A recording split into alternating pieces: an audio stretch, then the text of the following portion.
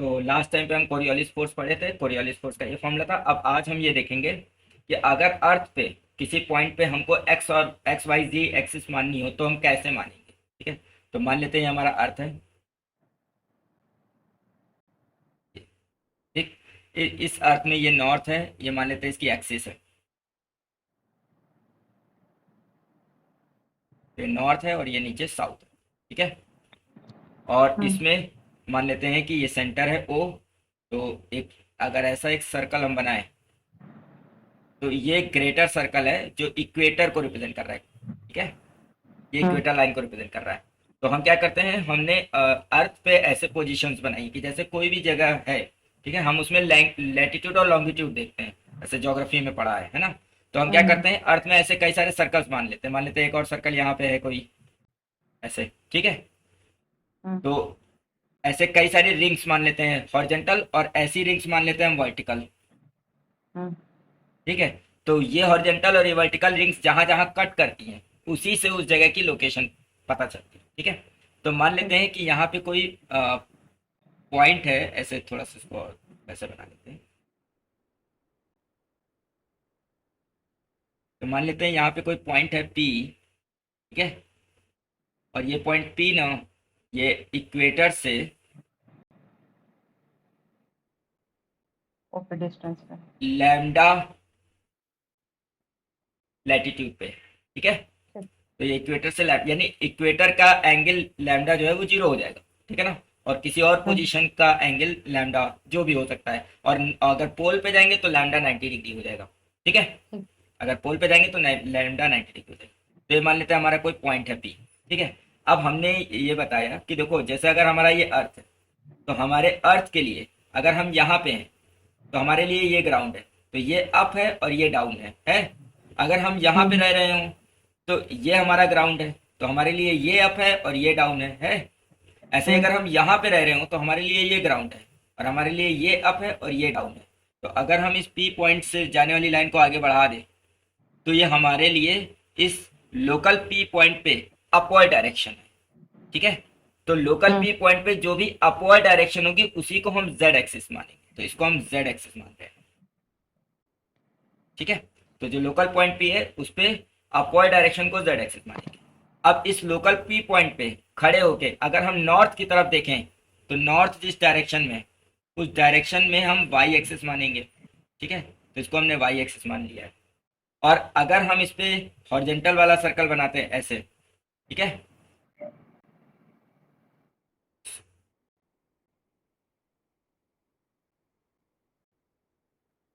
तो ये P point पे जो है ये सर्कल आता, ये वेस्ट से ईस्ट की तरफ होता। ठीक है, तो हम्म। ईस्ट की तरफ जो डायरेक्शन होगी उसको हम एक्स एक्सिस मानेंगे, यानी ईस्ट की डायरेक्शन में हम एक्स एक्सिस मानेंगे, ईस्ट की डायरेक्शन में एक्स एक्सिस। ठीक है, वाई एक्सिस। तो हम क्या कर रहे हैं, लोकल पॉइंट पे जो अपवर्ड डायरेक्शन है उसको जेड एक्सिस मान रहे हैं, जो ईस्ट है उसको एक्स एक्सिस मान रहे हैं, और जो नॉर्थ है उसे हम वाई एक्सिस मान रहे हैं। वाई। ठीक है, ये हमारा हो गया। ठीक, अब हम इस लैंड, अब ध्यान से देखते हैं, अगर ये अर्थ इस डायरेक्शन में रिवॉल्व कर रही तो इसका एक्सिस एंगुलर स्पीड ओमेगा इस डायरेक्शन में होगा। ठीक है, हम्म। अब देखो ये जो एंगुलर स्पीड वाली लाइन है, ये अगर हम ध्यान से देखें तो ये यहाँ पे एंगल 90 डिग्री बना रही है, ये एंगल। हम्म। अच्छा, अगर हम इस पी पॉइंट पे इसके पैरेलल एक लाइन ड्रॉ करें ओमेगा के पैरेलल, यहाँ पे अगर हम ओमेगा को रिप्रेजेंट करना चाहें तो ये जो ओमेगा वाली लाइन होगी जो इसके जस्ट पैरेलल है, वो क्योंकि यहाँ ये एंगल 90 डिग्री है तो ये एंगल भी तो 90 डिग्री होना चाहिए। हम्म। अब अगर ये 90 है, ये लैम्डा है, तो ये एंगल 90 माइनस लैम्डा आएगा, हम्म। 90 माइनस लैम्डा। फिर ये एंगल भी 90 माइनस लैम्डा आ जाएगा। हाँ। ठीक है, तो उससे सॉल्व करके ये एंगल जो आएगा ये हमारा लैम्डा आ जाएगा। ठीक है, ठीक। ओके। तो अगर हम ध्यान से देखें तो हमारा जो ओमेगा है वो वाई जेड प्लेन में, ओमेगा जो है हमारा वो वाई और जेड प्लेन में। जेड प्लेन में ठीक है, है। तो अगर हम ओमेगा वेक्टर लिखना चाहें, अगर हम ओमेगा एज अ वेक्टर लिखना चाहें तो क्या होना चाहिए, तो ओमेगा एज अ वेक्टर, तो ओमेगा का वाई डायरेक्शन में जो कंपोनेंट है वो है ओमेगा कॉस लैम्डा। ठीक, और वाई डायरेक्शन में यूनिट वेक्टर होता है जे कैप, और प्लस ओमेगा का जेड डायरेक्शन में जो कंपोनेंट है वो है ओमेगा साइन लैम्डा, और जेड डायरेक्शन में यूनिट वेक्टर होता है के कैप। यानी ओमेगा वेक्टर जो आएगा वो आ जाएगा ओमेगा कॉमन कॉस लैम्डा जे कैप प्लस साइन लैम्डा के ठीक है। कैप। ठीक है, तो इस तरीके से अगर हम देखो ये इक्वेटर के ऊपर जो है ये नॉर्दर्न हेमिस्फेयर है, नॉर्दर्न हेमिस्फेयर, ठीक है, हेमिस्फेयर, और नीचे है साउथर्न हेमिस्फेयर।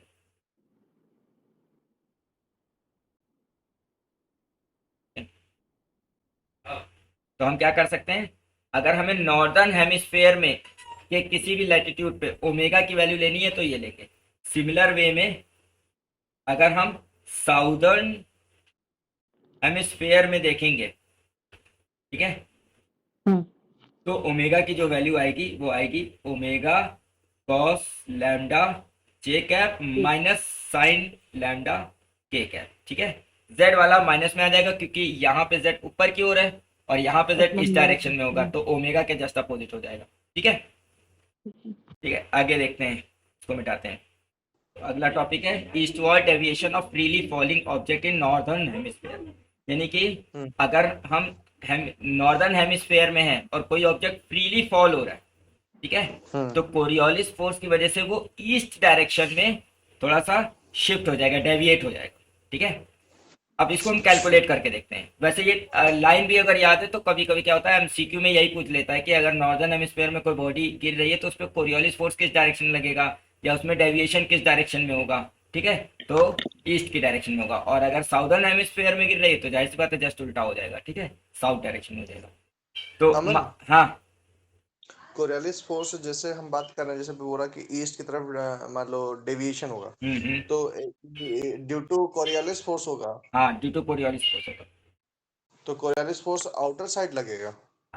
नहीं, देखो अभी डेराइव करके देखेंगे कि आउटर साइड या आउटर साइड या इनर साइड का क्या मतलब है। देखो अर्थ हमारा रोटेट कर रहा है, ठीक, और जब कोई ऑब्जेक्ट ऊपर से नीचे गिर रहा होगा तो उसकी जो स्पीड होगी वो अर्थ के रिस्पेक्ट में होगी, होगी ना। अब जब कोई रोटेटिंग फ्रेम के रिस्पेक्ट में कोई ऑब्जेक्ट मूव कर रहा होता है तो उस पर कोरियोलिस फोर्स लगता है। अच्छा, ठीक, अब यहाँ पे हम पहले निकालेंगे कि वो कोरियोलिस फोर्स ईस्ट ही डायरेक्शन में लग रहा है। ठीक है, पहले हम निकाल के देखेंगे, इसीलिए इसका हेडिंग ही यही है कि eastward deviation of freely falling object. ठीक है, तो मान लेते हैं कि ये हमारा अगर अर्थ है, थोड़ी देर के लिए हम फ्लैट मान रहे हैं, ठीक है, लोकल पॉइंट पे है। तो अगर हम लोकल पॉइंट पे हैं जो कि हमारा इक्वेटर के रिस्पेक्ट में लैम्डा एंगल पे है, ठीक है ना, इक्वेटर के रिस्पेक्ट में लैम्डा एंगल पे है। अब यहाँ पे जो ऑब्जेक्ट गिर रहा होगा ऊपर से नीचे की ओर गिर रहा होगा, गिर रहा होगा। मान लेते हैं जब वो गिर रहा था तो उसकी स्पीड, मान लेते हैं एच हाइट से मैंने किसी ऑब्जेक्ट को अलाउ किया गिरने के लिए और उसका इनिशियल स्पीड 0 था। ठीक है, तो अगर वो टी टाइम में मान लेते हैं यहाँ पे आ गया, ठीक है, टी टाइम में अगर वो यहाँ आ गया तो इसकी स्पीड जो जनरेट हुई होगी वी, ठीक है, क्या वो वी जो है वी अगर सिर्फ मैग्नीट्यूड देखें तो वी क्या होना चाहिए, v equal to u plus एक जी टी से, क्या ये जी टी होना चाहिए। अब अगर हम वेक्टर फॉर्म में देखें वी कितना होना चाहिए, तो वेक्टर फॉर्म में देखें तो हमने अभी क्या बताया कि लोकल पॉइंट पे जो अपवर्ड डायरेक्शन होती है वो जेड डायरेक्शन होती है। तो ये जेड के अपोजिट डायरेक्शन में गिर रहा है ना। अच्छा, हाँ, तो इसका अगर वेक्टर फॉर्म देखें तो ये होना चाहिए माइनस जी टी के कैप होना चाहिए। बोलो, होना चाहिए। अब क्या कर रहे हैं, ये वेक्टर हो गया। अब इस पोजीशन पे ओमेगा वेक्टर क्या होना चाहिए, तो क्योंकि हम नॉर्दर्न हेमिस्फेयर की बात कर रहे हैं, क्योंकि हम नॉर्दर्न हेमिस्फेयर की बात कर रहे हैं तो इसलिए ओमेगा वेक्टर होना चाहिए ओमेगा कॉस लैम्डा जे कैप प्लस साइन लैम्डा के कैप, जो भी हमने पीछे डेराइव किया। क्लियर है। अब इस ऑब्जेक्ट का मास कुछ होगा, मान लेते हैं m, तो फोर्स का फॉर्मूला भी हमने बताया क्या होता है, 2m v क्रॉस ओमेगा होता है। तो अगर हम इसको सॉल्व करें तो f इक्वल टू हो जाएगा 2m v, कितना है तो v है हमारा माइनस बाहर ले लेते हैं जी टी के कैप क्रॉस कॉस लैम्डा जे कैप प्लस साइन लैम्डा के कैप। ठीक, अब जब के क्रॉस का मल्टीप्लाई करेंगे तो देखो सेम का क्रॉस प्रोडक्ट 0 होता है, तो ये वाला तो 0 ही हो जाएगा, सिर्फ ये वाला आएगा। एफ इक्वल टू आ जाएगा -2mgt, ठीक है। के क्रॉस जे क्या हो जाएगा? माइनस आई। माइनस आई। के क्रॉस जे क्या होगा? माइनस आई। माइनस आई और ये माइनस ऑलरेडी है तो ये प्लस, प्लस हो जाएगा है ना, 2mgt कॉस आई लैम्डा कैप। आई कैप आ जाएगा। तो आई कैप कौन सी डायरेक्शन हुई? एक्स डायरेक्शन हुई। हाँ और लोकल एक्स डायरेक्शन क्या है अर्थ पे? East, east. है ना। तो हम ये कह सकते हैं ना कि जो कोरियोलिस फोर्स लग रहा है वो है 2mgt कॉस लैम्डा, और वो भी किस डायरेक्शन में? ईस्टवर्ड डायरेक्शन में। बोलो। तो इस तरीके से क्या हुआ, अगर हम वेक्टर फॉर्म में लिखना चाहे तो यहाँ आई ना लेके डायरेक्शन ऐसे लिख दिया, ठीक है। तो इससे ये पता चला कि हाँ डेविएशन ईस्ट ही डायरेक्शन में होता है, ठीक है। अब हम ये देखेंगे कि ईस्ट डायरेक्शन में अगर डेविएशन हो रहा है तो कितना डेविएशन हो रहा है, ठीक है। जैसे मान लेते हैं, थोड़ी देर के लिए मान लेते हैं कि यही ईस्ट डायरेक्शन है, ये डायरेक्शन हमारी ईस्ट है, थोड़ी देर के लिए मान लेते हैं, ठीक है। तो अगर ये ईस्ट डायरेक्शन है, अगर डेविएशन ना हो रहा होता तो पार्टिकल सीधे नीचे गिरता आके, लेकिन ये डेविएशन की वजह से मान लेते हैं ऐसे कुछ करके यहाँ गिरता है जाके, थोड़ी देर के लिए मान लेते हैं कि यहाँ गिर रहा है, ठीक है। तो इसका ईस्टवर्ड डायरेक्शन एक्स डायरेक्शन कितना एक्स में डेविएशन हो रहा है वो कैलकुलेट करेंगे। क्लियर है? ओके। डेविएशन कितना हो रहा है वो एक्स डायरेक्शन में कितना डेविएशन हो रहा है वो कैलकुलेट करेंगे, ठीक है। तो इतना नोट कर लो, फिर आगे बात करते हैं। अच्छा देखो, तो ये आया। अच्छा, एक इसमें डेरिवेशन करते समय एक छोटी सी गलती हो गई कि ये ओमेगा वेक्टर में ओमेगा भी तो बाहर था, तो ये ओमेगा मैंने नहीं लिखा, ठीक है। तो यहाँ पे ओमेगा भी आएगा, तो ये हो जाएगा 2mgt और ओमेगा कॉस, ठीक है। ओके, आगे बढ़ते हैं, इसको मिटा देते हैं। तो अब हम ये देखना चाह रहे हैं कि ये एक्स डायरेक्शन में कितना डेविएशन हो रहा है। ओके, तो देखो हम ये लिख सकते हैं कि ये फोर्स क्योंकि एक्स डायरेक्शन में लग रहा है तो इसकी जगह हम लिख सकते हैं m d2x by D t square equal to, और ये कितना है 2mg omega t cos lambda, ठीक है। अब क्या कर रहे हैं, हम तो कट ही जाएगा, ठीक है। अब इसको हम एक एक करके इंटीग्रेट करेंगे, ठीक है। तो इसको हम कह सकते हैं ये D D T of D x by D T है इज इक्वल टू और 2mg omega t cos lambda, ठीक है। तो एक बार इंटीग्रेट करेंगे तो क्या हो जाएगा, तो dx बाई डी टी की वैल्यू हो जाएगी 2, देखो एक बार इंटीग्रेट करेंगे क्या हो जाएगा, टी स्क्वायर बाई 2 हो जाएगा। भाई सब कुछ तो कांस्टेंट है, 2g ओमेगा कॉस लैम्डा ये सब कांस्टेंट है, ठीक है। इंटीग्रल टी स्क्वायर बाई 2 हो जाएगा, तो 2 से 2 कट जाएगा तो ये हो जाएगा omega G T square cos lambda आ जाएगा, ठीक है। तो ये dx बाई डी टी आ गया। अच्छा, एक चीज और देखो, ये हमारा है। अब जब ये बॉडी गिरना शुरू हुई थी, ठीक है, तो इसका इनिशियली जब टाइम 0 था, उस समय जब टाइम 0 था तो क्या इसका x 0 नहीं था? हाँ। क्योंकि इसमें कोई भी डेविएशन x डायरेक्शन में नहीं हुआ था, ठीक। इसका y भी 0 था क्योंकि कोई भी डेविएशन y डायरेक्शन में भी नहीं हुआ था, ठीक है। और z जो था वो हाइट के बराबर था क्योंकि h हाइट पे है ये, ठीक है। अच्छा, इसी समय जब t 0 था उसी समय dx बाई डी टी क्या था, मतलब स्पीड अलोंग x डायरेक्शन। तो क्या स्पीड अलोंग x डायरेक्शन थी? नहीं थी। और y डायरेक्शन में भी कोई स्पीड नहीं थी और z डायरेक्शन में भी कोई स्पीड नहीं थी, क्योंकि बिल्कुल रेस्ट से माना है गिरता है, ठीक। अच्छा, फिलहाल हमें यहाँ पे x आ रहा है तो यहाँ पे सब कुछ x डायरेक्शन वाला लेना है। तो अच्छा ध्यान से देखो, जब यहाँ इंटीग्रेट किया तो मुझे एक इंटीग्रेटिंग कांस्टेंट c भी लगाना चाहिए। हाँ। तो अगर हम ये कंडीशन इस पे लगाएं तो t इक्वल टू 0 रखने पे, यानी यहाँ t की जगह 0 रख दें और dx बाई डी टी की जगह 0 रख दें, तो c की वैल्यू क्या आएगी? 0 आएगी। इसका मतलब ये है कि dx बाई डी टी जो आया हमारा वो ये आया dx by D t square cos lambda. हाँ, यहाँ से करते हैं, तो dx बाई डी टी आया omega G T square cos lambda आया। हाँ। ओके, अब हम क्या कर रहे हैं, एक बार और इंटीग्रेट कर दे रहे हैं क्योंकि हमको x निकालना है, पोजीशन, ठीक है। तो अच्छा, अगर हम ये पूछे तो ये क्या है, dx by D T actual में हमारा क्या है, vx है। ये हमारा क्या है, vx है।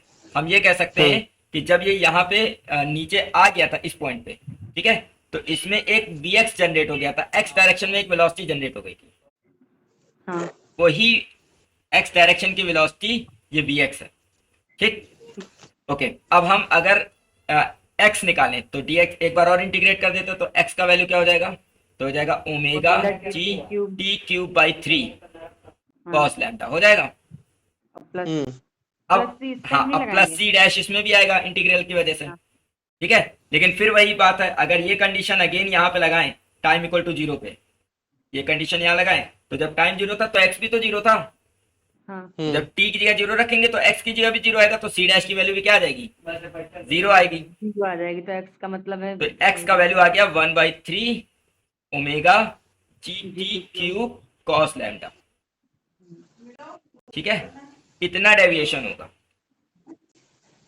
ठीक है।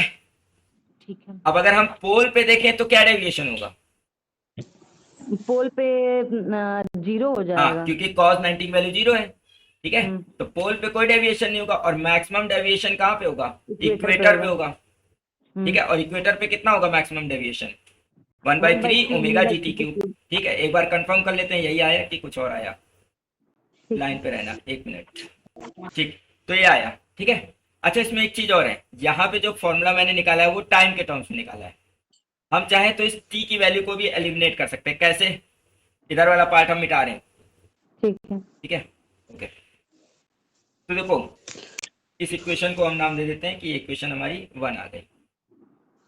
अच्छा, अगर हम ध्यान से देखें, जब बॉडी अंडर ग्रेविटी फॉल हो रही है, ठीक है, तो ओवरऑल उसका डिस्प्लेसमेंट अंडर ग्रेविटी अगर हम देखें तो कितना है, h है, तो अगर हम h equal to u t plus half g T square लगाएं तो u तो 0 है, हाँ या ये कह दो कि h जो है, अगर हम h डायरेक्शन में देख रहे हैं तो हमें यहाँ लेना चाहिए यूजेड मतलब वेलोसिटी अलोंग z डायरेक्शन, और जो कि 0 है क्योंकि इनिशियली वेलोसिटी मैंने 0 ही मानी है, तो उस हिसाब से t की जगह अंडर रूट 2h/g नहीं आ जाएगा। तो अगर हम ये वैल्यू डायरेक्ट रख दे तो हमारा x की वैल्यू आ जाएगी 1/3 ओमेगा g और cos लैम्डा, और t की जगह क्योंकि यहाँ t क्यूब है तो 2h/g की होल पावर 3/2, ठीक है। तो ये ईस्ट वर्ल्ड डेविएशन का फॉर्मूला है। देखो जो फॉर्मूले आते हैं वो थोड़े से लेंदी होते हैं याद करने में, अब ये फॉर्मूला लेंदी है याद करने में, लेकिन अगर हमने इसको वैसे देखा डेराइव करके, मतलब भले डेरिवेशन में जाने की जरूरत नहीं है, लेकिन अगर हम देखें तो मेन फॉर्मूला था 1/3 omega G T cube cos lambda, ठीक है, और उसमें बस हमने क्या किया, टी की वैल्यू रख दी तो ये फॉर्मूला बन गया, क्लियर है। अगर वो याद भी रहेगा तो ये वाला जल्दी ही आ हाँ, जाएगा। जब ये याद रहेगा तो ये ऑटोमेटिक बन जाएगा, ठीक है, ओके।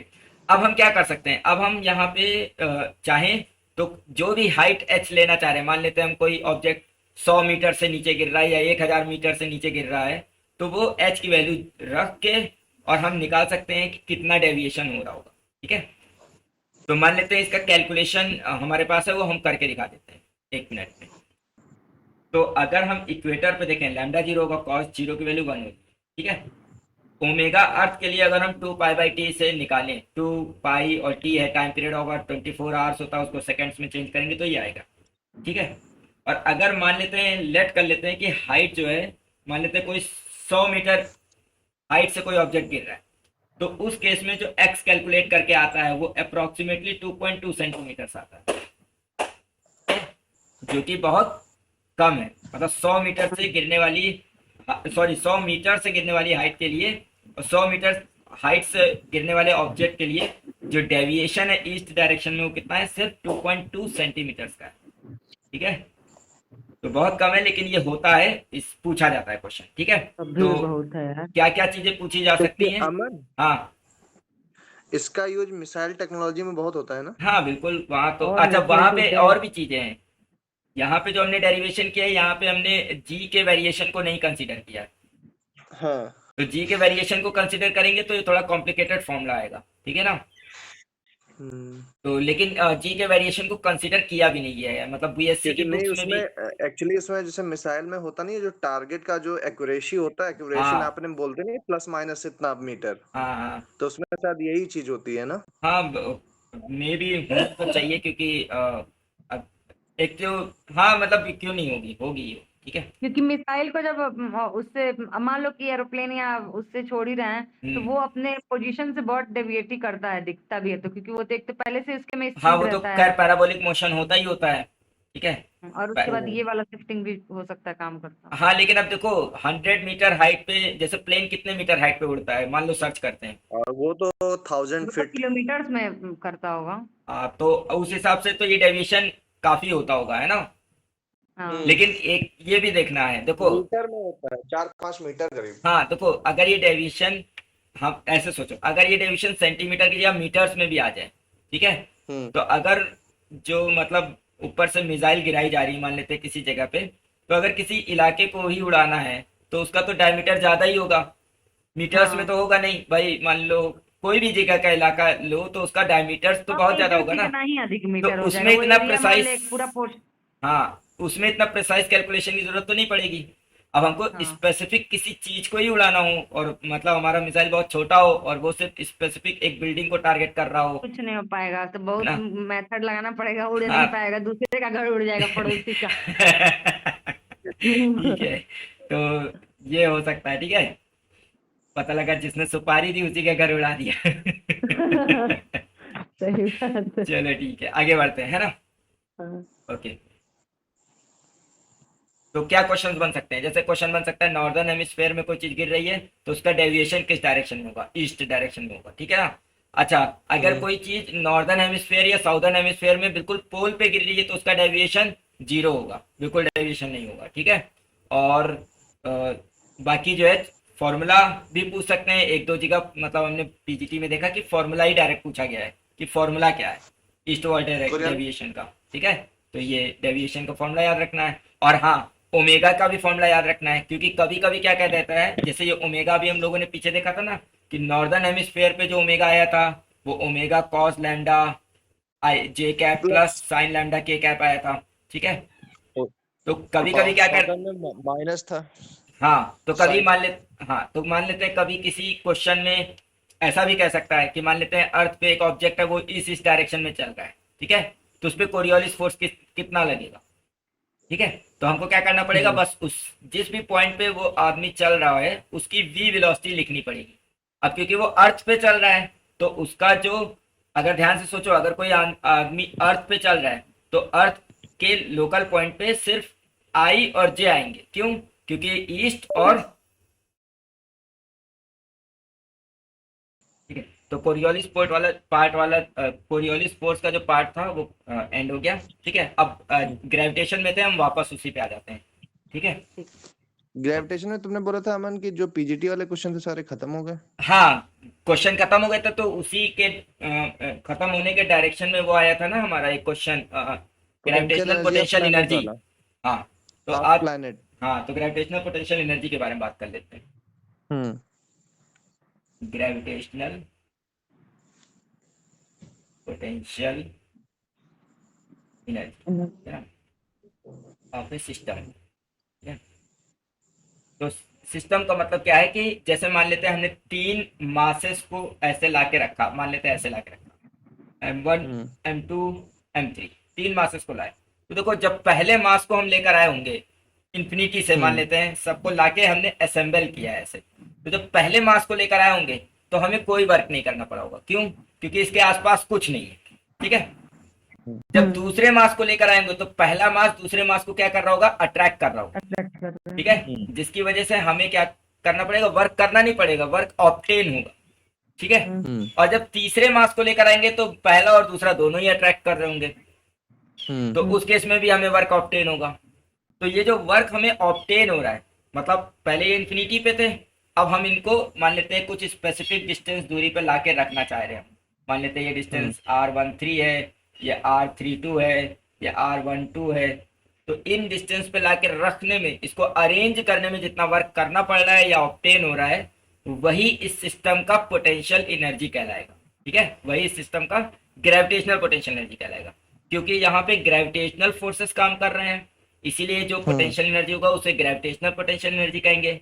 अगर यहाँ मासेस की जगह चार्ज होते तो चार्ज को लाने में जितना वर्क करना पड़ता वो इलेक्ट्रोस्टैटिक पोटेंशियल एनर्जी कहलाता। क्लियर है कि नहीं क्लियर है, ठीक है। तो जो भी फोर्सेस काम कर रहे हैं जाहिर सी बात है वो फोर्सेस कंजर्वेटिव होने चाहिए, और कंजर्वेटिव फोर्स के मतलब के इंटरेक्शन में इन्फिनाइट से और कुछ सर्टेन डिस्टेंस पे लाने में या एक किसी कॉन्फ़िगरेशन को बनाने में जितना वर्क करना पड़ता है, उसी वर्क को हम ग्रेविटेशनल पोटेंशियल एनर्जी कहते हैं। ठीक है, तो हम क्या कर रहे हैं, पहले हम gravitational potential energy 2 point charges के लिए 2 पॉइंट मासेस के लिए देख रहे हैं। ठीक है, तो फॉर 2 मासेस, 2 मासेस के लिए ग्रेविटेशनल पोटेंशियल एनर्जी कितनी होनी चाहिए।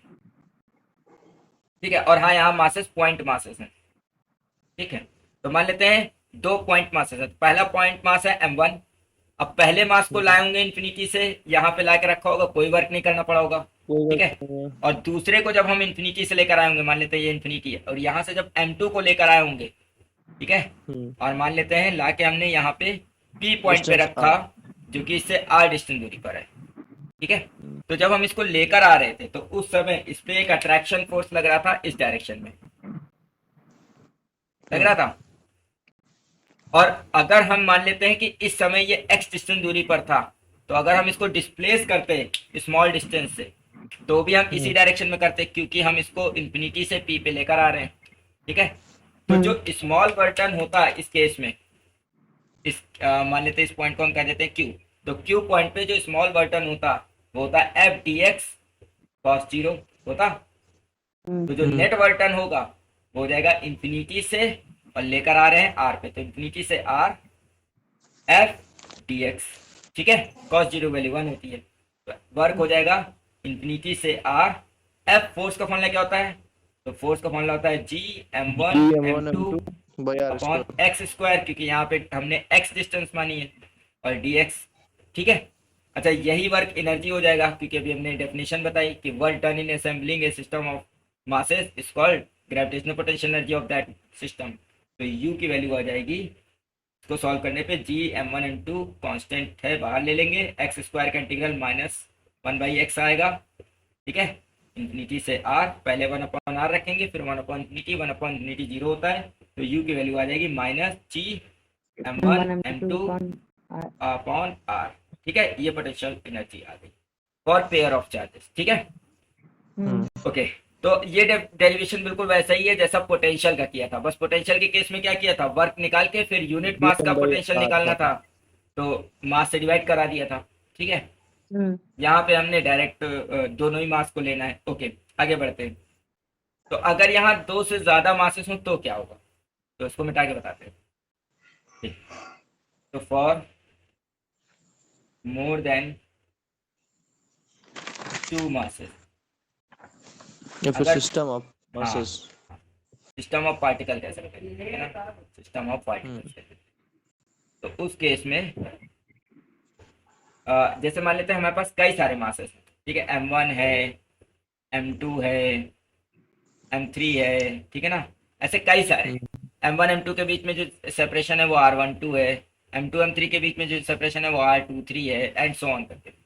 तो हम क्या करेंगे उस केस में, जो पोटेंशियल एनर्जी होगी वो सारे मतलब ईच पेयर के पोटेंशियल एनर्जी का सम होगा। ठीक है, हम क्या करेंगे, हर पेयर की एनर्जी निकालेंगे। मान लेते हैं यहाँ पे n पार्टिकल्स हैं, ठीक है, तो हम हर पेयर के लिए एनर्जी निकालेंगे। हर पेयर के लिए एनर्जी निकालने का मतलब है, शॉर्ट में समझते हैं, जैसे 4 पार्टिकल्स हैं, ठीक है, तो एक एनर्जी ये हो गई, 2 ये, तीसरी ये, चौथी ये, और हर पेयर के लिए लेनी है तो 5वीं ये और 6ठी ये, इस तरीके से। ठीक है, तो जब हम यहाँ पे पोटेंशियल एनर्जी निकालेंगे तो हम क्या लेंगे, पहले U1, पहले 1 से सारे पेयर ले लेंगे, 1 2 U13 U14 and so on.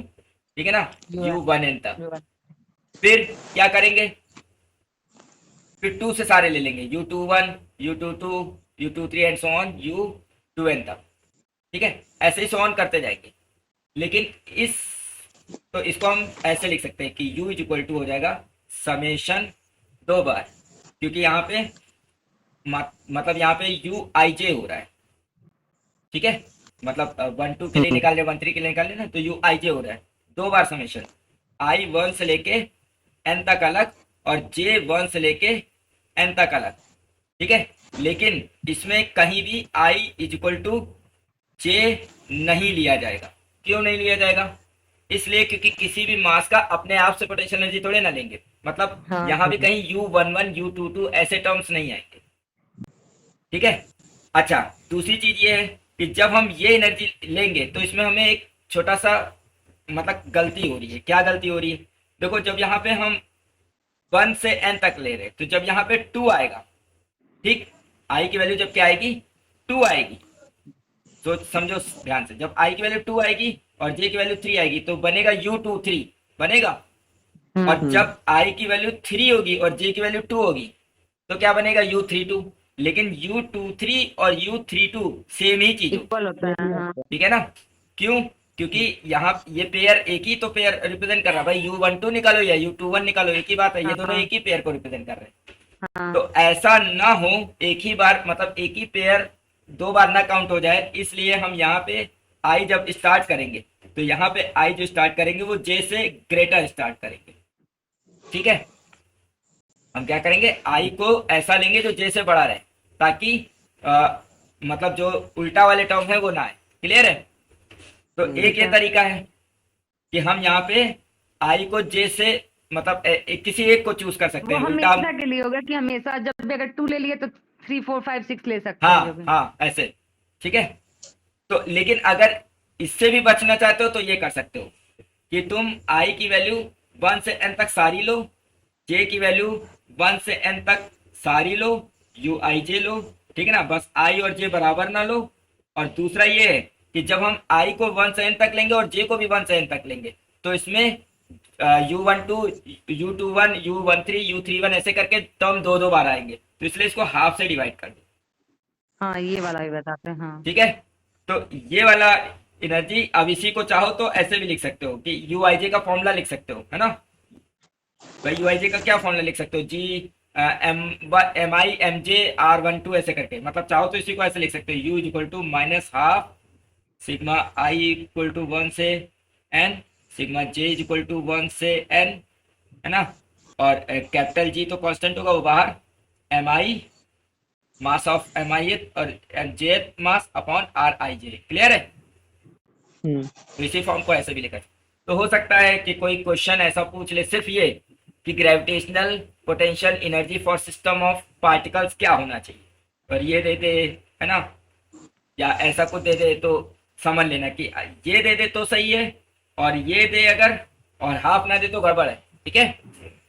और अगर इसका फॉर्मूला खोल देगा तो माइनस आएगा, क्योंकि इसके फॉर्मूले में माइनस आया था, पीछे देखा हम लोगों ने, ठीक है। क्लियर है? ओके, तो ये हो गया सिस्टम ऑफ पार्टिकल्स के लिए। अच्छा, सिस्टम ऑफ पार्टिकल्स का मतलब यहाँ पे डिस्क्रीट पार्टिकल्स हैं कि यहाँ पे एक है, दूसरा यहाँ है, तीसरा यहाँ, ऐसे करके, ठीक है। लेकिन अगर हमारे पास कोई यूनिफॉर्म बॉडी हो जैसे अर्थ, अब अर्थ को हम क्या समझ सकते हैं, हम अर्थ को ये नहीं समझ सकते कि ये इन्फिनाइट पार्टिकल्स के सम से बना हुआ है, या कोई भी प्लानिट है वो इन्फिनाइट पार्टिकल्स के सम से बना हुआ है, ठीक है। तो उसका पोटेंशियल एनर्जी कैसे निकालेंगे, यानी कॉन्टिन्यूअस जिसमें यूनिफॉर्मली मास का डिस्ट्रीब्यूशन हुआ हो उसका हम पोटेंशियल एनर्जी कैसे निकालेंगे। तो एक हम निकाल के देखते हैं इसको मिटा के। तो हम निकालने जा रहे हैं gravitational potential energy of sphere. एक स्फीयर का हम ग्रेविटेशनल पोटेंशियल एनर्जी निकालेंगे। मान लेते हैं एक स्फीयर है हमारा, इस स्फीयर का रेडियस है कैपिटल आर और इसका टोटल मास है m, और क्योंकि ये यूनिफॉर्म डेंसिटी से बना हुआ है तो इसका यूनिफॉर्म डेंसिटी रो मान लेते हैं, ठीक है। अब जब ये स्फीयर बनना शुरू हुआ था, या हमने मान लो इसको बनाना शुरू किया था, तो हम पहले मान लो हम एक छोटा सा पॉइंट मास लाए थे, फिर उसके ऊपर एक और छोटा सा पॉइंट मास, ऐसे करके डिपॉजिट करना शुरू किया था हमने, है ना। ऐसे डिपॉजिट करते गए और ये क्या हुआ, स्फीयर का रूप लेता गया, है ना, ऐसा मान सकते हैं। तो मान लेते हैं किसी इंस्टेंट जब हम इसको बना रहे थे तो किसी इंस्टेंट इसने ये आर रेडियस का बन चुका था। मान लेते हैं किसी इंस्टेंट ये कितना बन चुका था, आर रेडियस का बन चुका था, ठीक है, आर रेडियस का बन चुका था। जिस समय ये आर रेडियस का बन चुका था, इसमें हमने थोड़ा सा और मास इसके ऊपर डिपॉजिट कराया स्फेरिकली। तो जब हमने इसके ऊपर थोड़ा सा और मास डिपॉजिट कराया तो वो मान लेते हैं वो जो मास ऊपर से डिपॉजिट कराया उसकी थिकनेस थी dr, ठीक है। तो हम इस स्मॉल इस मास और इस dr इन दोनों के बीच में पोटेंशियल एनर्जी कितनी है पहले वो कैलकुलेट करते हैं, ठीक है। तो मान लेते हैं कि ये जो ब्लैक पार्ट है जिसका रेडियस स्मॉल आर है, इसका और इस जो रेड पार्ट इसके ऊपर डिपॉजिट करा है उसका पोटेंशियल एनर्जी जो है वो मान लेते हैं डी यू है, ठीक है।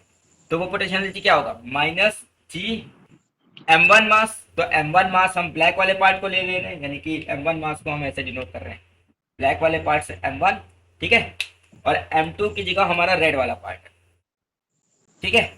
तो माइनस जी m1 m2, और ये दोनों एक दूसरे से r डिस्टेंस दूरी पर है। क्लियर है, बोलो। अब हम क्या कर सकते हैं, अब अगर हम ध्यान से देखें तो डी यू इक्वल टू होना चाहिए माइनस जी। अब m1 को हम क्या लिख सकते हैं, तो मास का फॉर्मूला क्या होना चाहिए, वॉल्यूम इनटू डेंसिटी। तो m1 एक स्फीयर के शेप में है, तो इसका वॉल्यूम होना चाहिए 4/3 पाई आर क्यूब, ये वॉल्यूम हो गया, इनटू डेंसिटी इसकी है रो, ठीक है। और m2 मास किस शेप में है, तो m2 एक शेल के शेप में है, अच्छा सॉरी, शेल के शेप में। तो शेल का जो वॉल्यूम होता है, अगर तुम शेल को काट के फैला दो तो वो एक मतलब जो है मतलब जो सिलेंडर जैसा दिखेगा, ठीक है। या ऐसे कह दो सिलेंडर नहीं भी दिखेगा तो मान लो हम ये कह सकते हैं कि यूनिफॉर्म थिकनेस की शीट दिखेगी। और किसी भी यूनिफॉर्म थिकनेस की शीट का जो वॉल्यूम होता है वो area of base into height होता है। तो इसका एरिया ऑफ बेस जो है, मतलब ये जो शेल बन रहा है, ये यहाँ पे जो शेल बन रहा है ऐसे, ये आर रेडियस और डी आर थिकनेस का, ठीक है, इसका थिकनेस यहाँ पे डी आर है, इसका थिकनेस है डी आर। तो अगर हम इसका वॉल्यूम देखें तो इसका वॉल्यूम हो जाएगा एरिया ऑफ बेस, तो एरिया ऑफ बेस हो जाएगा 4πr², ठीक, इंटू हाइट डी आर। तो इसका वॉल्यूम हो गया इंटू डेंसिटी रो, ये हमारा m2 हो गया। तो माइनस जी m1 की जगह ये, m2 की जगह ये, अपॉन r, ठीक। तो जो टोटल पोटेंशियल एनर्जी होगी वो क्या होगी, टोटल पोटेंशियल एनर्जी इसका इंटीग्रल हो जाएगी, कहाँ से कहाँ तक, r चेंज हो रहा है 0 से लेके और कैपिटल R तक, क्योंकि जब स्टार्ट हुआ होगा तो रेडियस 0 रही होगी बनना, और जब पूरा बन जाएगा तो रेडियस कितनी हो जाएगी, कैपिटल R हो जाएगी। अब इसको मुझे सॉल्व करना है, तो देखो इसमें जो चीजें कांस्टेंट है वो बाहर निकाल लेते हैं। तो देखो यहाँ से एक r कट जा रहा है, ठीक, 4 या 16 माइनस 16 पाई स्क्वायर, ठीक है, पाई 3 और जी और रो स्क्वायर भी, क्योंकि यूनिफॉर्म डेंसिटी मानी है तो रो स्क्वायर भी है ना। r कहाँ कांस्टेंट है, r तो वेरी कर रहा है, r टू द पावर 4 आ रहा है, हाँ, r की पावर 4 और dr, ठीक। और कुछ बचा तो नहीं, 16 पाई स्क्वायर बाई 3 r की पावर 4 dr और रो स्क्वायर, ठीक, और जी भी, ठीक है। तो ये हो जाएगा minus 16 pi square g rho square by 3, और r की पावर 4 का इंटीग्रल r की पावर 5/5 हो जाएगा, 5/5, r की पावर 5/5, और कैपिटल R माइनस 0 रखेंगे तो कैपिटल R की पावर 5/5 आएगा, ठीक है। ओके, अब देखते हैं, तो u इक्वल टू हो गया -16/3 इंटू 1/5, या पाई स्क्वायर पर लिख लेते हैं और g लिख लेते हैं। अब रो की वैल्यू लिख लेते हैं, तो रो क्या होता है, मास अपॉन वॉल्यूम। तो टोटल मास इसका m है, तो ऊपर आएगा m स्क्वायर और नीचे आएगा वॉल्यूम, तो वॉल्यूम होगा पूरे स्फीयर का वॉल्यूम क्या है, तो पूरे स्फीयर का volume 4/3 pi capital R cube है, capital R square, sorry 4/3 capital R cube होगा ना, सॉरी हाँ R क्यूब, हाँ। तो यहाँ आएगा 4/3 पाई कैपिटल R क्यूब, ठीक। तो ये देखो यहाँ पे स्क्वायर भी है रो का, ठीक है, तो रो के स्क्वायर की वजह से आएगा 16 pi square by 9 4/3 pi R, ठीक है, और R क्यूब से R6 बन जाएगा, और इंटू R की पावर 5 ऊपर है, ठीक। तो ये अगर हम सॉल्व करें तो ये क्या बन जाएगा, देखो पाई स्क्वायर से ये पाई स्क्वायर कट रहा है, 1/15 आ जाएगा, ये सब कट जाएगा, ठीक है, और 3 से 9 कट जाएगा, 3 9 भी कट जाएगा, और जो नीचे 3 है वो ऊपर आ जाएगा, तो ये -3/5, ठीक, जी m स्क्वायर, और नीचे एक r बचेगा, ये पूरा कट जाएगा, एक r। तो मेरे ख्याल से लास्ट टाइम पे मैंने यही कहा था कि ये फॉर्मूला याद रखना कि किसी स्फेरिकल शेप का potential energy, gravitational potential energy इतना होता है, ठीक है ना। तो ये हो गया टॉपिक, ठीक है। तो अब जो है मेरा मतलब इंटर वाला पोर्शन और इंटर से थोड़ा सा ऊपर ये भी पोर्शन हो गया है। अब एक बार और देख लेंगे हम कि ग्रेविटेशन में कुछ छूट तो नहीं रहा है। अगर नहीं छूट रहा होगा तो फिर हम क्या करेंगे, सेंट्रल फोर्स पे अब आएंगे। सेंट्रल फोर्स से ट्रैजेक्टरी वगैरह वो भी ग्रेविटेशन का ही एक तरीके से पार्ट है, ठीक है। तो हम रहेंगे ग्रेविटेशन में ही, लेकिन एक बार देख लेंगे कि बीएससी या उसका कोई टॉपिक छूटा तो नहीं है। और उसके बाद हम सीधे सेंट्रल फोर्स में आएंगे। तो सेंट्रल फोर्स में ग्रेविटेशन के एग्जाम्पल रहते हैं एक्चुअल में, ठीक है। सेंट्रल फोर्स का एक एग्जाम्पल है ना ग्रेविटेशनल फोर्स, तो उसके एग्जाम्पल है। तो रहेगा थोड़ा बहुत ग्रेविटेशन से टच रहेगा, लेकिन अब हम लोग सेंट्रल फोर्स पे स्टडी करेंगे या उस पर डिस्कशन करेंगे। आज के लिए यही तक रखते हैं।